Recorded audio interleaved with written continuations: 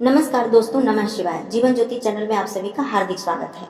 यदि आप मेरे चैनल पे नए हैं तो प्लीज मेरे चैनल को सब्सक्राइब कर लीजिएगा, लाइक और शेयर भी कीजिएगा। बेल आइकन को प्रेस करना बिल्कुल मत भूलिएगा और कमेंट के माध्यम से मुझे बताइएगा कि मेरा वीडियो आप सभी को कैसा लगा। दोस्तों, इस वीडियो में मैं कुछ ऐसे प्रश्नों को लेकर आई हूँ जिसके उत्तर के विषय में हमेशा हम भ्रमित रहते हैं और कई प्रकार की बातें हमें जानने को सुनने को मिलती हैं, तो हम समझ नहीं पाते हैं कि क्या सही है क्या गलत है।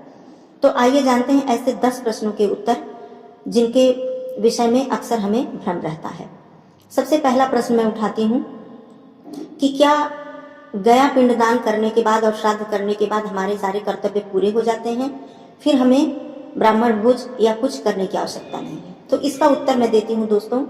गया पिंडदान करने के बाद हमारे कर्तव्य तो अवश्य ही पूरे हो जाते हैं। हम अपने पितरों के ऋण से जरूर मुक्त हो जाते हैं।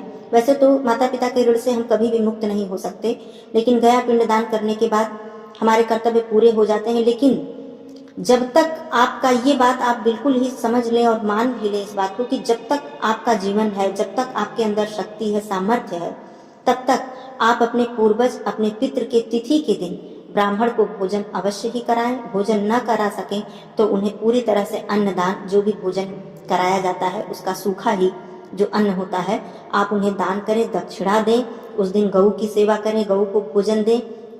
ये कार्य, ये मत सोचिए कि मैंने गया में पिंडदान कर दिया है, श्राद्ध कर दिया है तो मेरे सारे कर्तव्य पूरे हो गए। आप पूरे जीवन पर्यंत अपने पितरों के तिथि के दिन ये कार्य करें, ब्राह्मण को भोजन दें। गाय, कौओं, चींटी, कुत्ते और देवताओं के निमित्त उस दिन भोजन निकालें और ब्राह्मण को दान दक्षिणा दें। भोजन करा सके तो अति उत्तम है। ये कार्य आप हमेशा करें दोस्तों, इसमें कभी भी भ्रम मत रखें कि ये कार्य अब हमें नहीं करना है। दूसरा प्रश्न मैं उठाती हूँ, यदि किसी व्यक्ति की एक से ज्यादा संतान है, अक्सर करके ये प्रश्न लोगों के मन में रहता है और लोग इस बारे में भ्रम में रहते हैं। एक से ज्यादा पुत्र हैं, 2 हैं, 3 हैं, 4 हैं, तो एक के पिंडदान कर, या यदि बड़ा पुत्र पिंडदान कर दिया, श्राद्ध कर दिया, तो क्या बाकी पुत्रों का कर्तव्य नहीं बनता है पिंडदान करने का? वो सोचते हैं कि पिता का श्राद्ध हो गया, पिता का पिंडदान हो गया तो वो तृप्त हो गए। नहीं, ऐसा बिल्कुल नहीं है। इसके विषय में मैं कुछ विस्तार से बताना चाहती हूँ। यदि आप भाई भाई एक साथ रहते हैं, कहने का मतलब आपकी संपत्ति का बंटवारा नहीं हुआ है, आपका चौका चूल्हा सब एक में है, तब तो आप मिलजुल के एक ही बार पिंडदान और सब लोग आपसी सहयोग से कर दें, कोई बात नहीं है, तब अलग अलग करने की आवश्यकता नहीं है। लेकिन यदि आपकी संपत्ति का बंटवारा हो चुका है, आप लोग अलग रहते हैं एक दूसरे से, तो प्रत्येक पुत्र, प्रत्येक भाई अलग अलग अपने पिता का, अपने दादा का, अपने पूर्वज का पिंडदान, तर्पण और श्राद्ध अवश्य ही करें। इसमें कभी भी ये मत सोचे कि एक बार किसी ने कर दिया, मेरे उस भाई ने कर दिया तो वो पूर्ण हो गया कर्तव्य, बिल्कुल नहीं। क्योंकि ऋण आपका है, आपके माता पिता का ऋण आपके ऊपर है, तो आपको ही वो पूरा करना पड़ेगा। हाँ, ये अवश्य ही हो सकता है कि अलग रहने के बाद भी यदि आप उस समय मिलकर, एक साथ मिलकर एक दूसरे का सहयोग करते हुए, कि जैसे किसी ने तर्पण में सहयोग कर दिया, किसी ने ब्राह्मण भोज में सहयोग कर दिया, किसी ने दान दक्षिणा दे दिया, किसी ने पिंडदान कराया, तो इस तरह से अगर मिल के आप आपस में सब कुछ करते हैं तब तो ठीक है। नहीं तो अगर कोई संबंध नहीं है, एक दूसरे से कोई वो नहीं है, तो आप अलग अलग इन सारे कार्यों को करें। इस बात को जरूर समझ लें। तीसरा प्रश्न, जिस वर्ष आपके घर में मांगलिक कार्य हुआ है, जैसे विवाह, जनेऊ इत्यादि जो कार्य होता है, तो उस वर्ष पिंडदान और श्राद्ध करना चाहिए या नहीं? इस विषय में मैं आपको बता देती हूँ। हाँ, ये अवश्य है कि उस वर्ष आपको पिंडदान और श्राद्ध, पिंडदान और तर्पण नहीं करना चाहिए। श्राद्ध का मतलब क्या है? श्राद्ध तो श्रद्धा से ही उत्पन्न हुआ है ये शब्द, लेकिन आप ब्राह्मण भोजन अवश्य ही कराएं, जैसा कि मैंने पहले भी बताया है गया पिंडदान के विषय में भी। तो उस तरह आपके घर में मांगलिक कार्य हुआ है तो आप तर्पण न करें, पिंडदान न करें, लेकिन उस वर्ष तब भी आप उस तिथि में ब्राह्मण को भोजन, गऊ को भोजन और कुत्ता, चींटी सबके निमित्त आप भोजन निकालें और ब्राह्मण को भोजन दें। भोजन न दे पाए तो उन्हें अन्न दान करें, दान और दक्षिणा दें, ये अवश्य करें। ये नहीं है कि आपको पिंडदान और तर्पण नहीं करना है तो आप इस बात से भी आप मुक्त हो गए, बिल्कुल आप ऐसा करें। अवश्य ही करें। और क्यों नहीं किया जाता है पिंडदान और तर्पण, मैं ये भी बता देती हूँ। क्योंकि जब भी हमारे घर में कोई मांगलिक कार्य होता है तो हम अपने पितरों का आवाहन करते हैं, उन्हें बुलाते हैं। जिस प्रकार हम देवताओं का आवाहन करते हैं, तो आप ये समझ ही गए होंगे कि हमारे पितरों का स्थान देवता के स्थान के बराबर है।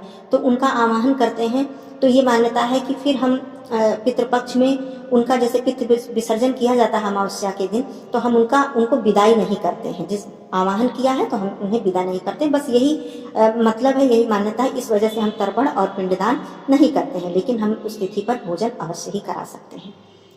पंचबलि क्या है, इसका क्या महत्व है, और वीडियो में मैंने पंचबलि के बारे में बताया है, लेकिन इस प्रश्न का उत्तर मैं बता देती हूँ कि पंचबलि का बहुत ही ज़्यादा महत्व है। जब जिस दिन आप श्राद्ध करते हैं, श्राद्ध का भोजन बनता है। वैसे तो पूरे पितृपक्ष के दौरान आप कौओं को, चींटी को, गऊ को, सबको भोजन जरूर समर्पित करें, स्वच्छ भोजन, साफ भोजन, पहला अंश। लेकिन जब आप ब्राह्मण का भोजन तैयार करते हैं तो सबसे पहले पंचबलि से आप कोई दूसरा अर्थ मत समझिएगा। गौ माता, चींटी, कुत्ता, कौवा, देवता, इनके निमित्त आप भोजन सबसे पहले निकाल दें, उन्हें प्रणाम करके उनका अंश निकाल दें, फिर आप ब्राह्मण भोजन कराएं। यही पंचबलि है और इसका बहुत ही ज़्यादा महत्व है, श्राद्ध में भी और पितृपक्ष में भी। पांचवा प्रश्न मैं उठाती हूँ कि श्राद्ध का भोजन कैसा होना चाहिए। श्राद्ध का भोजन, अगर आप पूरे पितृपक्ष के दौरान लहसुन प्याज का प्रयोग से नहीं बच रहे हैं, या आपका नहीं खाने का वो है कि हम बिना लहसुन प्याज का भोजन नहीं, मुझे अच्छा लग रहा है, तो श्राद्ध के दिन कृपया आप बिल्कुल ही लहसुन प्याज इस्तेमाल करके भोजन न बनाएं। बहुत ही सात्विक और बहुत ही स्वच्छता से अपने रसोई घर को पूरी तरह साफ करके, स्वच्छ करके भोजन बनाएं, और लहसुन प्याज के बिना वो भोजन बनाएं, बिल्कुल सात्विक। इस बात का जरूर ध्यान रखें। छठा प्रश्न मैं उठाती हूँ, श्राद्ध में कितने ब्राह्मणों को भोजन कराना अनिवार्य है। तो इसमें दोस्तों कोई भी बाध्यता नहीं है कि आप कितने ब्राह्मणों को, ये आपकी क्षमता, आपकी श्रद्धा, आपकी शक्ति, आपके सामर्थ्य के ऊपर निर्भर करता है। अगर आप एक ब्राह्मण को भी भोजन करा रहे हैं तो पूरे श्रद्धा और पूरे हृदय से, पूरे दिल से अपने पितरों को याद करते हुए, ध्यान करते हुए आप कराएं, तो उतना ही फल मिलेगा कि जितना कि आप 10 ब्राह्मणों को कराएं। यदि आप 10 ब्राह्मण को भी भोजन कराते हैं और आपको अपने पितरों के प्रति श्रद्धा नहीं है, प्रेम नहीं है, तो वो 10 ब्राह्मण को भी भोजन कराना बेकार है। और उनके जीते जी आपसे कोई भी त्रुटि हो गई हो, कोई भी गलती हो गई हो, कोई भी दुख पहुंचा हो आपके माता पिता को, तो उनसे क्षमा मांगकर आप एक ब्राह्मण को भी, यदि जैसा कि मैंने विस्तृत बताया है कि कैसे उनका पैर धुलें, उन्हें आसन पर बिठाएं, बहुत प्रेम से बैठकर उनको भोजन कराएं, तो आप एक ब्राह्मण को भी करा देते हैं, तो वो बहुत ही ज़्यादा है। बस बात आती है वही श्रद्धा की बात आती है, जो कि श्राद्ध का शब्द ही श्रद्धा से उत्पन्न हुआ है। नंबर 7 क्वेश्चन मैं उठाती हूँ कि पितृपक्ष में पूजा करें, मंदिर जाएं या न जाएं। इस बात को लेकर बहुत ही भ्रम रहता है दोस्तों। जितने विद्वान हैं उतनी तरह की बातें अपने अपने तर्क को लेकर बताते हैं सब लोग। मैं किसी की बात को भी गलत नहीं यहाँ पे बोल रही हूँ, लेकिन मैं बता देती हूँ कि ये पितृपक्ष में पूजा बिल्कुल करें, बिल्कुल ही करें। मैंने अपने और वीडियो में भी बताया है कि पितृपक्ष के दौरान तुलसी जी को जल देना, सूर्य भगवान को जल देना, पीपल में जल देना, पूजा करना, ये बहुत ही लाभ पहुंचाता है हमें। और हम सारे कार्य कर रहे हैं तो हम पूजा क्यों छोड़ दें। हम अपना भोजन कर रहे हैं, अपना कार्य कर रहे हैं, जो भी हमारा नित्य कर्म है सब कर रहे हैं, तो हम पूजा क्यों छोड़ दें, मंदिर जाना क्यों छोड़ दें। बिल्कुल करें। हाँ, बस ये बात होती है विशेष कि वो 15 दिन 16 दिन हमारा पूरी तरह से पितरों को समर्पित होता है, उनके ध्यान, उनके तर्पण, उनके हर तरह से। तो हम केवल कोई अनुष्ठान नहीं कर सकते हैं, जैसे धार्मिक अनुष्ठान, कोई कथा, यज्ञ, भागवत, इन सब चीज़ों का अनुष्ठान के लिए केवल मनाही है, दैनिक पूजा के लिए बिल्कुल मनाही नहीं है। उसे आप बिल्कुल ध्यान से करें। यहाँ तक कि हमें पितृपक्ष में गायत्री मंत्र का जप करना भी हमें बहुत लाभ पहुँचाता है। तो पूजा करना बिल्कुल मना नहीं है, मंदिर जाना बिल्कुल मना नहीं है, आप एकदम श्रद्धा से, भक्ति से कर सकते हैं। क्या नंबर 8 में प्रश्न उठाती हूँ, क्या स्त्रियाँ पिंडदान कर सकती हैं। स्त्रियाँ पिंडदान नहीं करती हैं दोस्तों, ये हम सभी जानते भी हैं, हो सकता है बहुत से भाई बहन नहीं जानते हैं, परंतु इसमें इस क्वेश्चन को मैंने इसलिए उठाया है, परंतु जब हमारे जैसे जो पुत्र हैं, हमारे पति हैं, अपने माता पिता का, दादा परदादा का पिंडदान करने के गया जी जब जाते हैं अंतिम पिंडदान और श्राद्ध करने के लिए, तो उस समय स्त्री को साथ जाना, उनकी पत्नी को साथ जाना बहुत ही आवश्यक होता है। और उनकी सहभागिनी बनके, जैसा कि पत्नी अर्धांगिनी होती है, तो साथ साथ वहाँ रहें और सारे कार्य साथ साथ मिलकर करें, वहाँ जाना बहुत आवश्यक होता है। किसी विशेष परिस्थिति में यदि वो असमर्थ हैं जाने में, या वो नहीं हैं इस दुनिया में, तभी ऐसी परिस्थिति में पुरुष अकेले जाएं गया जी, लेकिन अगर सब कुछ ठीक है, सब कुछ वो जाने में सक्षम है, तो आप अपने पति के साथ अवश्य ही जाएं और वहाँ गया जी जाकर जो भी कर्म है, जो भी पंडित और पुरोहित के द्वारा कराया जाता है, उसमें अपने पति की सहभागिनी बने, ये अवश्य ही करें। नंबर 9 क्वेश्चन मैं उठाती हूँ कि तर्पण प्रतिदिन करें या केवल श्राद्ध के दिन करें। तो ये बात मैं बता देती हूँ कि बहुत लोग ये सोचते हैं कि केवल श्राद्ध के दिन ही मैं ब्राह्मण भोजन करा दूंगा, तर्पण और पिंडदान सब कुछ नहीं। आप जब तक आपके पूर्वज की तिथि नहीं आती है, श्राद्ध का दिन नहीं आता है, तब तक आप प्रतिदिन तर्पण करें।